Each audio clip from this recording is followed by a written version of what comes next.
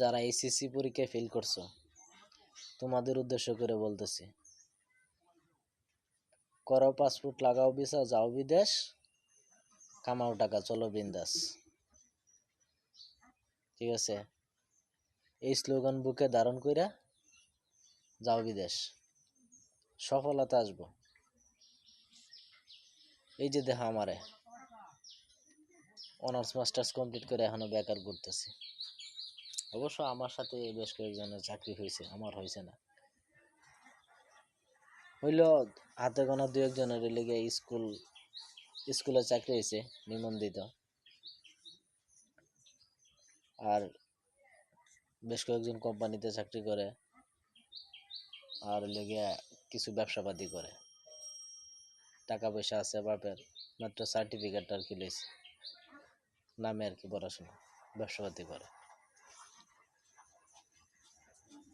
তো এই 10 বছর পরে বিদেশ করে আসার পরে যে তোমার যে প্লাস পাওয়া বন্ধুটা এখনো সে চাকরির পিছনে দৌড়তে দৌড়তে পায়ের জুতা ক্ষয় করতেছে, বাপের যে মাসে মাসে বাপের কাছ থেকে টাকা আনতেছে, আইনা সে মেস খরচ চালাইতেছে, নিজের বিলাসিতা নিজের চাহিদা কোনো কিছু সে পূরণ করতে পারতেছে না।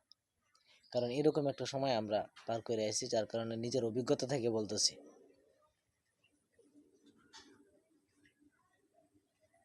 সে এখনো বিদেশ থেকে 10 বছর পরে বিদেশ করে আসা দেখবা যে সে এখনো চাকরির পিছনে দৌড়তে দৌড়তে তার জীবন অতিষ্ঠ বানায় আলতেছে। আর মানুষের কাছ থেকে কথা শুনে যে কিরে তুই কি করস, তুই কি রোজ এখন কি চাকরি বাকরি পাইছিস না, তো পড়াশোনা কি হইলো, মানে ফ্যামিলির চাপ, বন্ধু বান্ধব আত্মীয় স্বজনের চাপ, একবার মাথা নষ্ট।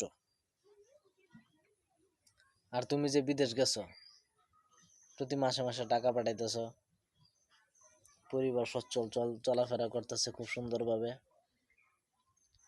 বেস্ট ভালো একটা অ্যামাউন্ট নিয়ে দেশে আসলা, আইসা ব্যবসা বাণিজ্য শুরু করলা, দিন কাটে যাইতেছে, বিয়ে শাদী করলা। আর তোমার সেই বন্ধু প্লাস পাওয়া বন্ধু সে এখনো বিয়ে শাদী করতে পারে নাই, কোনো কিছু করতে পারে নাই। তার মানে কি তুমি ফেল করে সফল, হ্যাঁ ফাঁস করে সফল হইতে পারলো না। এই আসলে বাংলাদেশে পড়াশোনা দেয়া কিছু হয় না, মামু খালু না থাকলে। তো তার চাইতে ভালো এই জীবনে তো টাকাই ইনকাম করা, তাই না?